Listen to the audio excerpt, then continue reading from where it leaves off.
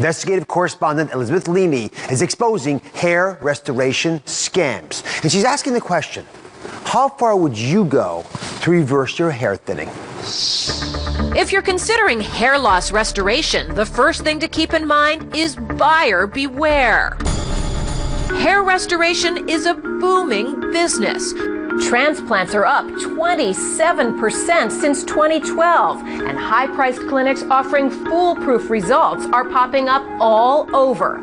So are the horror stories. These are pictures of hair loss surgeries gone wrong. Excessive bleeding, infection, scarring, and failure to actually restore hair. Any of these serious side effects are possible when unscrupulous or unskilled doctors and technicians attempt the procedure without sufficient training.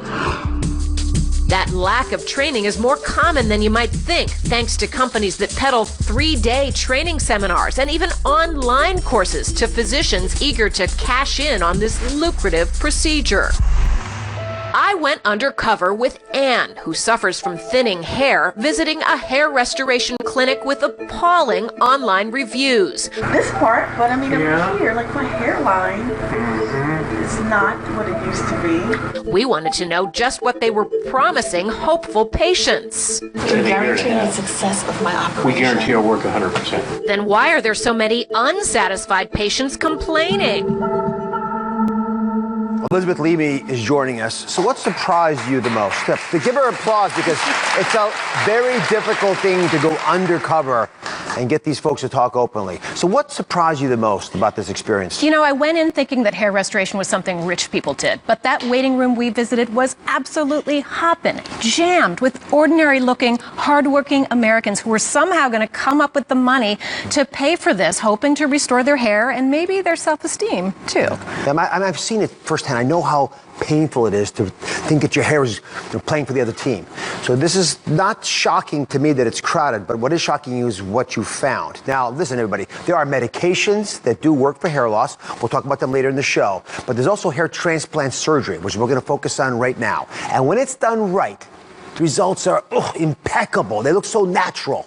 And as a doctor, I've seen that desperation in women's eyes. They'll do anything, you'll do anything, frankly, so will men, to get the hair back that they had when they were young.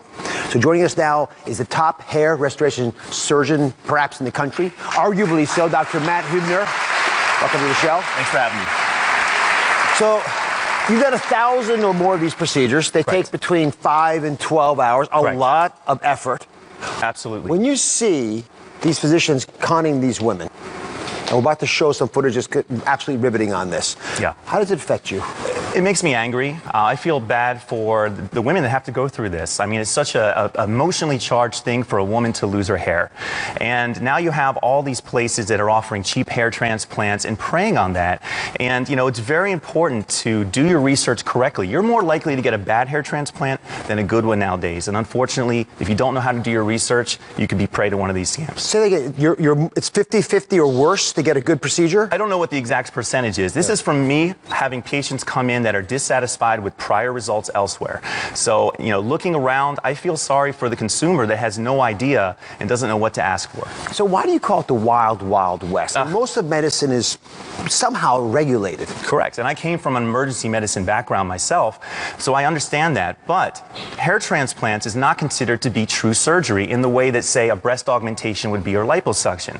And as such, it's not regulated with the same rules and regulations. There is no board certification in hair transplants. It's not recognized by the American Board of Medical Specialties, and that's the problem. All right, so how big a deal is this? How dangerous could it be if it's not done right? Well, certainly there are a lot of people now going to other countries, Pakistan, Turkey, India, to get cheaper hair transplants. Just last year, a 22-year-old medical student died 3 days after a hair transplant from a huge infection. This was a big center. They had 17 centers in India for this, okay? So it's very scary. Not only physically can it be dangerous, but what I see mostly in the U.S. is the emotional scarring that women especially come in with. So I'm looking at these pictures. I mean, these are catastrophes. Yeah.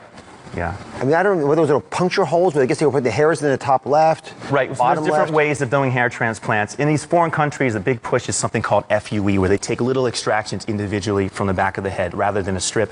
So there's all kind of complications that can occur, and if someone's not trained the right way, it could be a disaster. My doctors that I train, it takes at least 9 months for them to become comfortable, and where I feel comfortable of them putting out good work and representing our practice. And how good does it look when it's done right? Absolutely incredible. I have hundreds of patients that can attest to how it's changed their lives, given them more confidence. Women that could never wear their hair back in a ponytail are now going out. Here's an example. This woman there's a before and after. That's Tanya, yeah. So this is one of our patients that is a huge advocate for us with African American hair. And it's important to know African American hair types are much different than Caucasian. In the experience of the technician's doctor, it's very important. It changed her life, and she's happy to talk about it, has her own YouTube channel and everything. And there's a gentleman who's got a pretty good result. So Yeah. I have a friend actually recently had one. I could not tell, except I knew what he looked like before. So I know what good can be, which is why it's so infuriating when I see bad. So Yes. we wanted to know what really is going on in these hair restoration scams. So Elisabeth Leamy bravely went undercover with one woman who was losing her hair to find out. And what's going to happen next will shock you. Stick around.